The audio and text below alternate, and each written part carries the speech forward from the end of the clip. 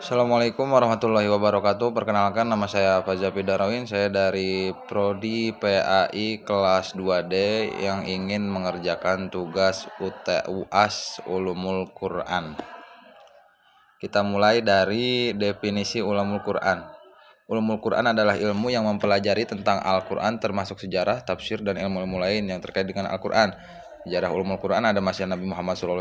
Al-Quran diturunkan kepada Nabi Muhammad SAW melalui malaikat Jibril. Yang kedua ada masa sahabat. Sahabat Nabi Muhammad SAW memainkan peran penting dalam mengumpulkan dan menulis Al-Quran. Yang ketiga ada masa tabi'in. Tabi'in itu yaitu generasi setelah sahabat melanjutkan pekerjaan sahabat dalam mengembangkan ulumul Quran. Terus ada cabang-cabang ulumul Quran. Yang pertama ada ilmu tafsir, yaitu kalau ilmu tafsir itu ilmu yang mempelajari tentang penafsiran Al-Quran. Ada yang kedua ilmu tajwid, yaitu ilmu yang mempelajari tentang cara membaca Al-Quran dengan benar. Yang ketiga ada ilmu qiraat, yaitu ilmu yang mempelajari tentang variasi bacaan Al-Quran. Yang keempat ada ilmu asbabun nuzul, yaitu ilmu yang mempelajari tentang sebab-sebab turunnya ayat Al-Quran. Yang kelima ada ilmu nasakh dan mansukh, yaitu ilmu yang mempelajari tentang ayat-ayat Al-Quran yang telah dihapus atau diganti. Nah, apa sih pentingnya ulumul Quran bagi kita dan bagi kehidupan kita mungkin?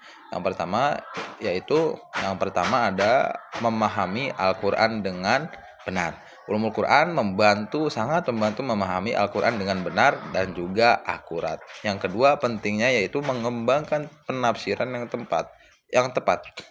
Ulumul Quran membantu mengembangkan penafsiran yang tepat dan tidak salah dalam memahami Al-Quran.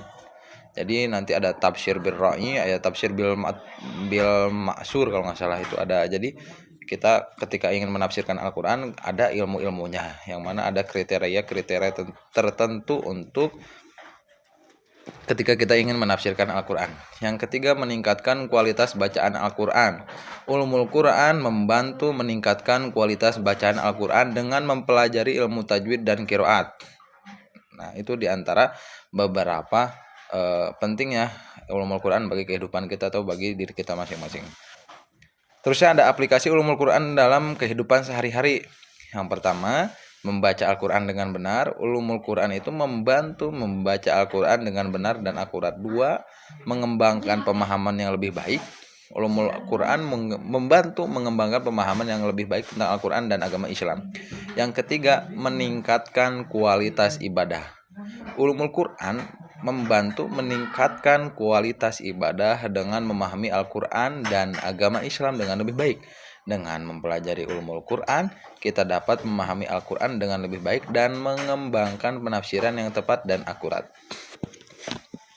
Terus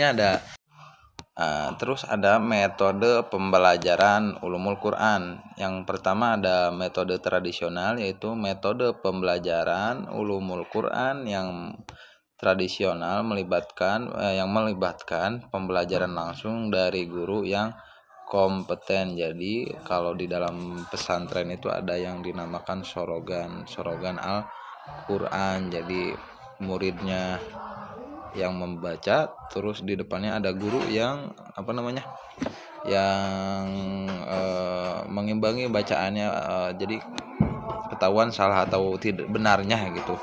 Jadi langsung disalahkan, kalau misalnya salah langsung disalahkan, kalau benar ya langsung dilanjutkan gitu. Yang kedua ada metode modern, yaitu metode pembelajaran ulumul Quran yang modern melibatkan penggunaan teknologi dan sumber daya online untuk mempelajari ulumul Quran. Contohnya kita memanfaatkan handphone atau PowerPoint untuk mempelajari ulumul Quran ataupun AI ya. Karena AI ini sangat penting, bukan sangat penting, maksudnya sangat bermanfaat bagi kehidupan kita. Gitu. Ada lagi sumber daya ulumul Quran atau sumber-sumber ulumul Quran. Yang pertama ada kitab-kitab ulumul Quran. Kitab-kitab ulumul Quran seperti Al-Itqan fil Ulumil Quran karya Imam Suyuti. Terus ada Al-Burhan fi Ulumul Quran karya Imam Al-Zarkhasi. Dan masih banyak lagi lah kitab-kitab yang menjelaskan tentang ulumul Quran.